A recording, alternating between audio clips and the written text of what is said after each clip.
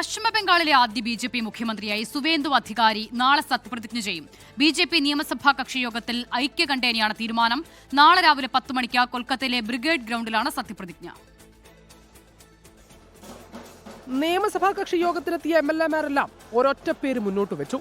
തൃണമൂൽ കോൺഗ്രസിനെ തെരഞ്ഞെടുപ്പിൽ നയിച്ച മമതാ ബാനർജിയെ ഭവാനിപ്പൂരിൽ തോൽപ്പിച്ച സുവേന്ദു അധികാരി. കേന്ദ്ര നിരീക്ഷകനായി എത്തിയ കേന്ദ്ര ആഭ്യന്തരമന്ത്രി അമിത്ഷാ തീരുമാനം പ്രഖ്യാപിച്ചു. ഒരു കാലത്ത് മമതയുടെ വിശ്വസ്തനായിരുന്ന സുവേന്ദു ഇത്തവണ മമതയെ തോൽപ്പിച്ച് മുഖ്യമന്ത്രി പദത്തിലേക്ക്. 2020-ലാണ് തൃണമൂൽ വിട്ട് BJP-യിലേക്ക് എത്തുന്നത്. തൊട്ടടുത്ത വർഷം നടന്ന തെരഞ്ഞെടുപ്പിൽ നന്ദിഗ്രാമിൽ മമതയെ അട്ടിമറിച്ചു.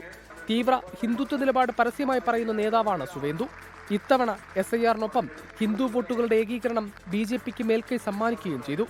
കൊൽക്കത്തയിലെ ബ്രിഗേഡ് പരേഡ് ഗ്രൗണ്ടിൽ സത്യപ്രതിജ്ഞയ്ക്കുള്ള ഒരുക്കങ്ങൾ പുരോഗമിക്കുകയാണ്.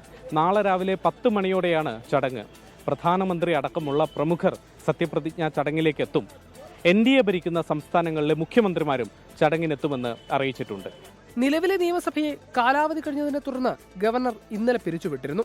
തെരഞ്ഞെടുപ്പ് ഫലം അംഗീകരിക്കാത്ത മമതാ ബാനർജി ഇതുവരെ ലോക്ഭവനിലേക്ക് എത്തുകയോ രാജി സമർപ്പിക്കുകയോ ചെയ്തിട്ടില്ല. ബംഗാൾ രാഷ്ട്രീയത്തിൽ ഒരു പുതിയ യുഗത്തിന് സുവേന്ദു അധികാരിയിലൂടെ BJP തുടക്കമിടുകയാണ്. BJP-യുടെ നിയമസഭാ കക്ഷി യോഗം നടന്ന വിശ്വബംഗ്ല കൺവെൻഷൻ സെന്ററിൽ നിന്നും വരുൺ വടശ്ശേരിക്കരയ്ക്കൊപ്പം ശ്രീനാഥ് ചന്ദ്രൻ, 24.